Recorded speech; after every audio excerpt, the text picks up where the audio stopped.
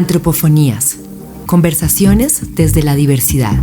Un programa del Instituto Colombiano de Antropología e Historia, ICANN.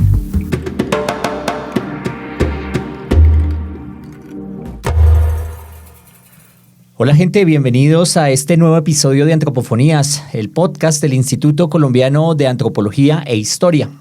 Hoy vamos a hablar con un personaje que es muy conocido para la sociedad colombiana y hoy lo vamos a reconocer en una faceta que quizás es inadvertida, pero que para nosotros en la antropología nos resulta muy importante.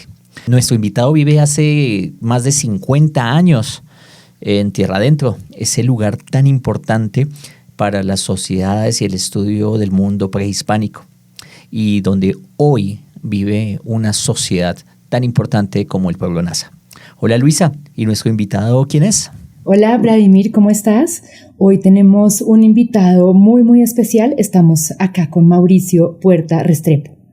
Mauricio es antropólogo de la Universidad de los Andes, es arqueólogo y es astrólogo, y eso quiere decir que mira el pasado, el presente y el futuro. Desde el año de 1972 está muy relacionado con Tierra Adentro, y de hecho hoy vamos a estar hablando de uno de sus libros, el primero de 11 libros, que se llama Tierra Adentro a través del tiempo. Mauricio, muchas gracias por acompañarnos hoy en Antropofonías. Bienvenido. Pues gracias por dejarme entrar en tu corral, Luisita, porque ya sé que eres Tauro y la vaca vive en el corral. De modo que gracias. Mauricio, cuéntanos cuánto tiempo llevas en Tierra Adentro y cómo podríamos empezar esa conversación, esa larga presencia que tú tienes y que, como lo dice Luisa, nos lleva a una obra de 15 libros sobre viviendo allá. Pues Vladimir, yo llegué a Tierra Adentro porque Tierra Adentro me hizo llegar allá. Siempre me he preguntado si es que uno va hacia el destino o el destino viene hacia uno. Y por múltiples circunstancias de la vida, empecé a estudiar antropología en la Universidad de los Andes cuando éramos 17 mujeres y yo. Y ese hecho de ser yo el único varón entre ellas permitió que cuando nuestro profesor Álvaro Chávez aceptara el cargo de ir a trabajar a Tierra Adentro e investigar qué habían hecho Pérez de Barradas y Silva Celis y George Burg, cuando llega un día a la clase y nos dice que le han dado este puesto en Tierra Adentro y que necesita un ayudante, pues entre 17 mujeres y yo, pues fui yo quien levantó la mano. Levantar esa mano fue para mí fundamental, porque llegué a Tierra Adentro el 13 de julio del año 72 con él. Me iba a estar 3 semanas mientras hacía la tesis de grado, y ya casi voy para 6 décadas de estar allá. No son todavía las 6 décadas. Este año del 2026 cumplo 54 años ininterrumpidos de vivir con la comunidad. Y como digo yo, no son 54 años, son desde la fecha más antigua que hemos descubierto, que es el año 750 antes de la actualidad, según una de las fechas de radiocarbono de las tumbas que hemos abierto allá. Pero no solamente el tiempo, Vladimir, es la intensidad con que hemos vivido en Tierra Adentro. He visto crecer muchas generaciones, he visto morir mucha gente de la que aprendí mucho también, como los mayores, que hoy son muy diferentes, o en aquel momento eran muy diferentes a los de hoy en día. Justamente, Mauricio, yo quería preguntarte cómo era Tierra Adentro en el 72, y también porque muchos de nuestros oyentes quizás no conocen este territorio. Sí. ¿Cómo podrías describir Tierra Adentro? Pues mira, en aquel momento, y ahí sí que me pongo el disfraz de Mercurio, de Hermes, el mensajero de los dioses, yo soy el escribano. Hace 54 años, la única cámara de fotografiar que existía en la región pues era la del doctor Mauricio. Entonces tengo un material fotográfico y fílmico muy grande, no tan importante como el que pudo haber tenido Gregorio Hernández de Alba o los antropólogos que estuvieron en la década de los 30 y 40, pero sí es un último material. ¿En qué sentido? En que la comunidad indígena que yo encontré hace más de 50 años, en su modo de vida ya no es el mismo de hoy.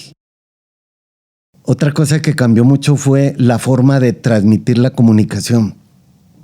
Las 3 estrellas de Orión, del cinturón de Orión, son equivalentes a las 3 piedras de la tulpa donde en el centro del rancho están haciendo la hoguera para cocinar.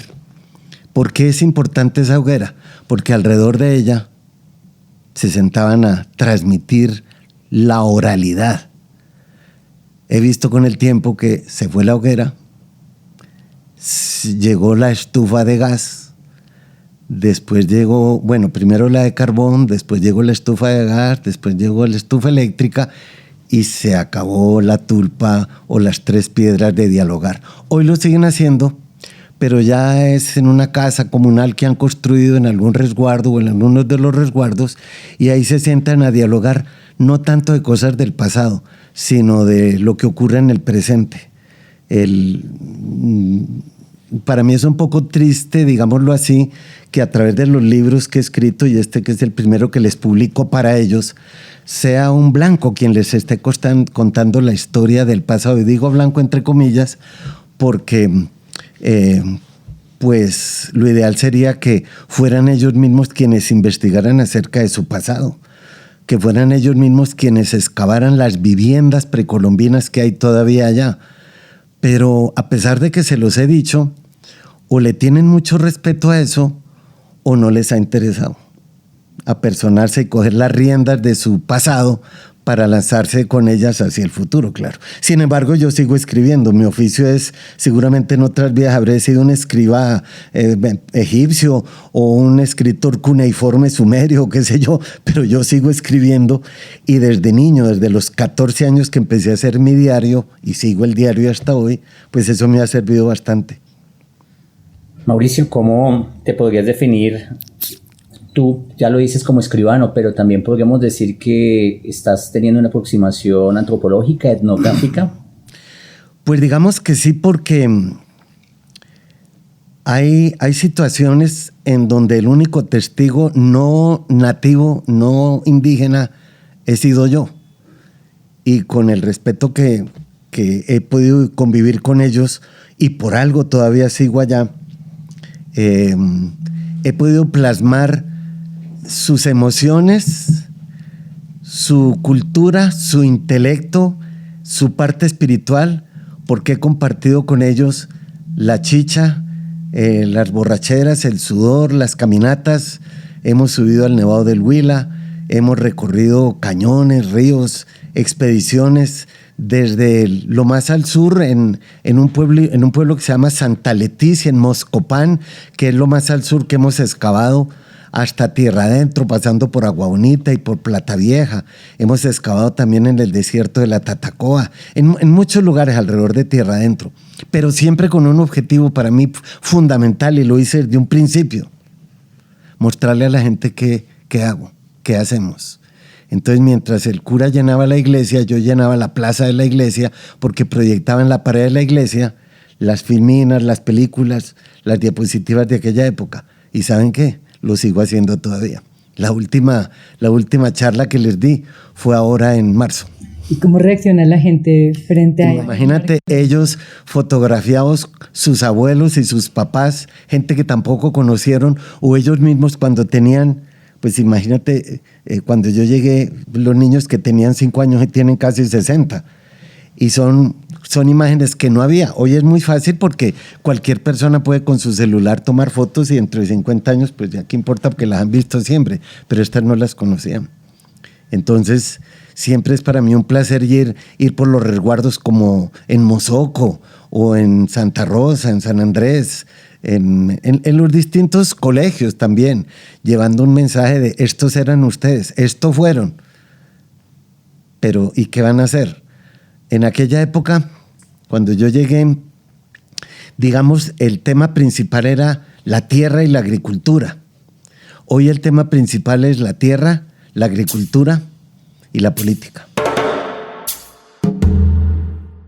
Bueno, esos 11 libros, ¿cómo los podríamos dividir? Seguramente tienen un orden, sí, una estructura. El primero, que titulé Tierra Adentro a través del tiempo, es eso. Antes de los españoles, antes de ellos llegar a Tierra Adentro, antes de los indígenas vivir allí, antes que, eso lo puede dar la arqueología. Pero a la vez, como llegué a vivir allí, entonces es un poco el pasado remoto, la época de la conquista, la época de la colonia y lo que comparto yo con ellos. Ese primer libro va del año N para atrás hasta 1980. ¿Por qué 1980? Porque en ese año Tierra Adentro me dijo, usted no se puede ir de aquí. Entonces compré una casa o el terreno se hizo comprar. Eso fue gracias a un indígena ya mayor, murió claro, que me dijo un día muy a la madrugada, doctor, y nosotros que lo queremos tanto, ¿usted por qué se va a ir? ¿Por qué no más bien se queda a vivir con nosotros? Y eso que me dijo el indígena no me lo decía él, me lo decía Tierra Adentro. Y efectivamente compré compré entre comillas, eso me compró a mí. Y ese primer libro va hasta el día que compré esa casa o ese terreno que se llama El Arca. Hoy es El Arca, la casa del conocimiento. Quiero decirte que mucho indígena, mucho muchacho va al Arca del conocimiento a preguntarle al doctor por ellos mismos. Porque la memoria está en esa casa, por lo menos de una memoria de lo que corresponde. El segundo libro se va a llamar Tierra Adentro, Tierra de Gente Tenaz, porque es la parte en donde ya no soy el arqueólogo solamente, sino el vecino. Y entonces ya estoy con ellos, vivimos el mismo invierno, pasamos los mismos trabajos, con la diferencia de que yo estoy del lado del que puedo ayudar. Y les tengo que dar las gracias por dejarme ayudar en la medida en lo que puedo, claro. Ese segundo libro va del año 80 al año 94, que fue cuando ya fue el terremoto, la avalancha en Tierra Adentro. Y ahí cambió un poco la estructura de lo que era nuestra vida. Y de ahí para allá en total son 15 libros hasta hoy en día.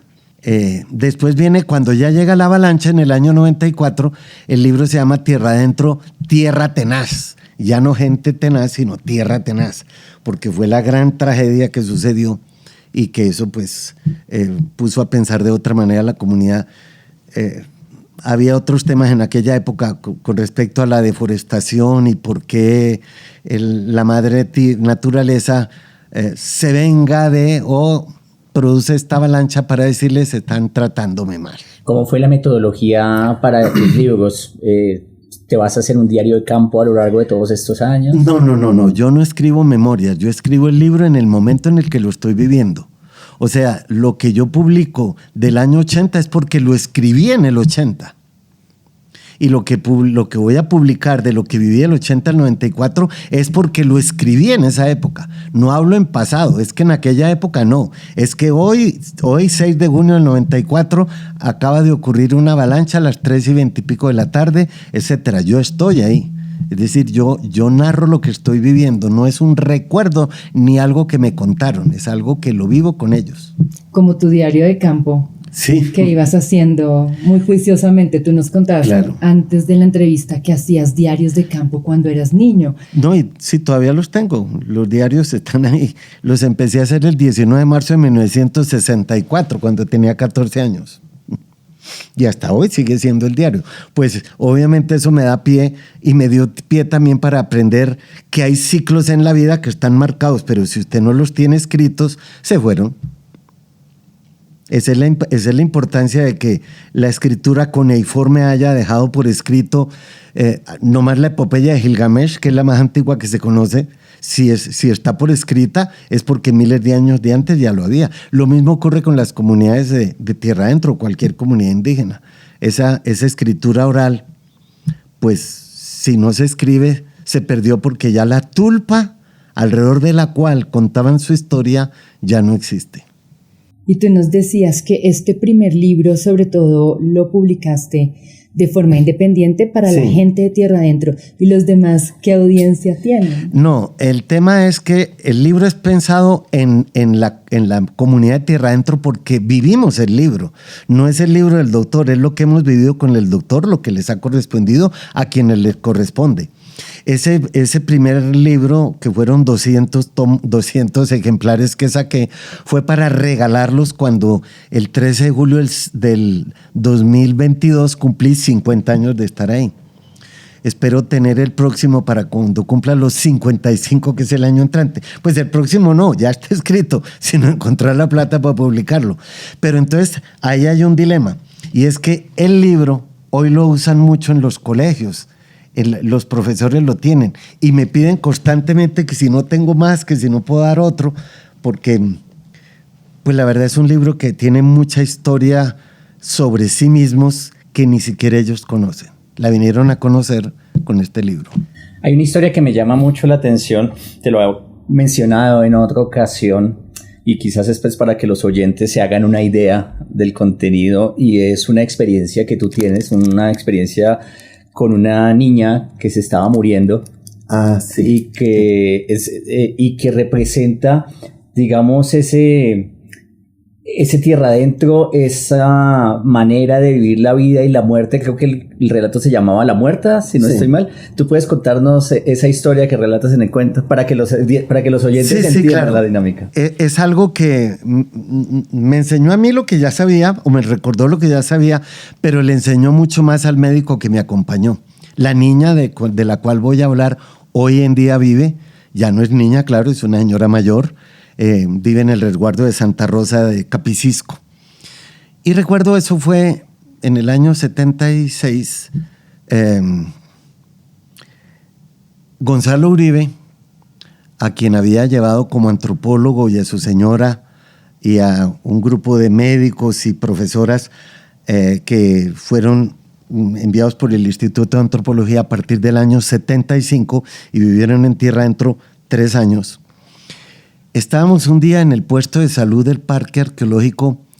El puesto lo administraba Fabio Rangel, el médico llevado desde Santander. Y los medicamentos los buscaba yo con amigos médicos que nos regalaban muestras médicas. Y estando ahí llegó alguien como a las 6 de la tarde diciéndonos que arriba, en un sitio que se llama El Duende, había una niña que se estaba muriendo, que se necesitaba un médico. Después entendí que nadie había mandado a esa persona a buscar un médico. Esa personita fue por sí misma, por su propia voluntad. Entonces me dijo Fabio que si lo acompañaba, y nos fuimos él, Ramiro Ortega, que trabaja conmigo en ese momento, y todavía vive él, y yo, y nos fuimos a la casa. Llegamos a la casa de este personaje que se llama Sandalio Aquino. Y efectivamente, el rancho de aquella época, paredes de bareque, un solo ambiente, alguna casita lateral donde parían con cañas de maíz sus paredes. La mamá de la niña está afuera. Son ya como las 7 de la noche, un poquito más. Y la saludamos, el médico entra a la casa, el fogón en la mitad, unos quejidos en alguna parte de la oscuridad y un ataúd abierto aquí al lado de la entrada en la hoguera. Fabio ve este ambiente, mira a la mamá o a la señora, se acerca a ella y en un español muy difícil, cuando él le dice que hay que bajar a la niña y ponerle una agüita mágica por el brazo, que eso la va a sanar, ella le contesta, mariro no ta. Esa frase a mí no se me olvida. Mariro no ta es marido no está. Mientras el marido no llegue, ella no puede mover un dedo. Le pregunto yo, ¿y a dónde anda Sandalio? Y me dice, se fue a buscar la chicha, fue a buscar beca. Beca es la chicha. Una hora después llega Sandalio en su caballo, borrachito, traía los calabazos o las tinajas de chicha. Fabio se le acerca, la chicha era para el entierro de la niña, claro. Fabio se le acerca y le dice todo lo que hay que ponerle a la niña para salvarla. Y el papá dice, no. Y ya borrachito le dice, ¿y si se muere hacemos otra? Fabio me voltea a mirar tremendamente compungido. Si se muere la niña, hacemos otra. Es la idea que le queda en la cabeza. O sea que ahí hay una cultura de no me joda. Fabio desespera, entra como buen santanderiano, entra en un genio terrible. Me dice: Mauricio, haga lo que sea para que esa niña me la bajen al puesto de salud. Le dije yo: Fabio, lo que sea. Sí, lo que sea. Entré a la casa, me tomé 2 tutumadas de chicha con Ramiro y Sandalio. Hablé con Sandalio. Unos 40 minutos después, la niña ya estaba en el caballo, en brazos de otra persona, y la bajaron al puesto de salud. Bien, le pusieron el agüita, la salvaron, la llaman la niña Milagro. Milagro, no muerta. Hoy en día ella vive, ella sabe esta historia porque la narro en el libro. Y al otro día me dijo: Fabio, Mauricio, ¿y cómo lo convenciste de que bajara la niña? Le dije: muy fácil, Fabio. Le dije: Sandalio, le doy 500 pesos y la baja ya. Después yo fui a ambulancia 11 años. Mi carro era la ambulancia de la región. En ese carro parieron 2 veces, 2 mujeres han parido en mi carro. Uno de los niños se llama Hernán Mauricio, porque el conductor, uno de mis hijos, entre comillas, es Hernán, que le manejaba, y yo pues que iba de copiloto. Y en el camino, como la camioneta es de platón atrás, me dijeron que había que ir rápido, pues empezó del susto a pujar y parió en el carro. Bueno, 2 niños han nacido en mi carro. ¿Cómo entenderlo? ¿Cómo entenderlo desde lo antropológico, ese entendimiento, pero a la vez claro, fuerte, conocer cómo funciona, claro, y actuar? ¿Cómo leerlo antropológicamente? Pero, pues Vladimir, es que estamos viviendo en una de las necrópolis más grandes de Colombia, si no la más grande. Eso está lleno de tumbas, lleno de muertos que aún ni siquiera todas han sido excavadas. Entonces la idiosincrasia de la muerte no es la misma que tenemos nosotros. Yo recuerdo una vasija que me mostró un indígena que se la había encontrado rota y me regaló un pedacito que tengo yo todavía, en donde en el borde de la vasija están unas figuritas de barro, pero así recostadas con su cabeza en la mano, como diciendo: aquí hay un muerto que no está muerto, estamos dormidos, estoy durmiendo. Me llama la atención, Mauricio, esa relación de solidaridad que tú has construido, que pasa no tanto, o no sé, tú me corregirás, no tanto por lo político, sino más bien por la vida misma, por ayudar a sostener la vida, por ser ambulancia, por ser vecino. ¿Cómo lo ves tú? ¿Cómo te perciben también las personas allá? Yo no los ayudo, ellos me ayudan a mí a hacer lo que tengo que hacer. Y eso es lo que tengo que hacer. Lo que ellos me dicen que necesitan, no es limosna, ¿eh? No, yo he adoptado como un destino de compartir con ellos la forma de ayudar. No es ayudar mutuamente, no. Es que si yo tengo que hacer algo con la comunidad, pues ellos me dejan hacerlo. Entonces tengo que darles las gracias, porque no, mi destino no estaría cumplido. ¿Ves? Y es en todo sentido. Porque he servido, te imaginarás cuántos ahijados tengo. Con una condición que les digo: bien, yo le bautizo, le ayudo a bautizar al niño, pero no me lo da, usted se queda con él. Porque allá hay la idea de que el niño se puede ir a vivir con el padrino. ¿Y más o menos cuántos ahijados tienes, Pastima? No, más de 20, sí. ¿Cómo no preguntarte, Mauricio, por el rol de la astrología en Tierra Adentro? Como nos contabas, la gente va y te consulta, pero tú también has enseñado. No, claro, indudablemente. A ver, la astrología hay que sacarla del tema de que es adivinar la suerte o del horóscopo. No, eso no tiene nada que ver con la astrología. La astrología es una filosofía de vida que se niega a morir, y tras negar a morir, que yo llevo 54 años estudiando astrología, y de esos 54 llevo 34 años dictando seminarios de astrología ininterrumpidamente. Son más de 1,200 seminarios. ¿Tú crees que la gente no encontró algo ahí? ¿O sigue siendo tan bruta y tan boba de ir a oír pendejadas? No, la filosofía que es escondida a través del idioma de la astrología tiene que ver con la mitología, las religiones, la filosofía, la psicología. Obviamente, cuando llego a Tierra Adentro y empiezo a descubrir estas tumbas que están llenas de medialunas y de soles y de estrellas y pictografías en las paredes, digo yo, bueno, esto es un observatorio que habrá aquí. Y entonces en lo poco que podían recordar de ellos, recuerdo una vez que Larry Jeromito, uno de los médicos tradicionales de allá, me decía: doctor, es que cuando la luna sale con los cachos para abajo, como que peleamos más que cuando la luna sale con los cachos para arriba. Obviamente con los cachos para arriba es luna nueva y con los cachos para abajo es la luna balsámica, la luna kármica que llamamos. Entonces, ¿qué hago yo? Bueno, como buen escribano que soy, estadísticas. ¿Cuánta gente se enferma en tal luna o cuánta gente se muere en tal mes? Y así sucesivamente, y uno llega a conclusiones. Y efectivamente, por eso he escrito más de 50 libros de astrología. Además de estos 11 que son sobre tu vida. Para eso me sirvió quedarme soltero y sin hijos, entre comillas, ¿no? Los hijos son los libros, por decir algo. Bueno, Mauricio, tú nos cuentas que llegaste a Tierra Adentro no precisamente a hacer arqueología, que tú llegaste pues como arqueólogo, pero de esa experiencia terminaste en una convivencia profunda, larguísima, con la población nasa, particularmente que vive en San Andrés de Piscimbalá.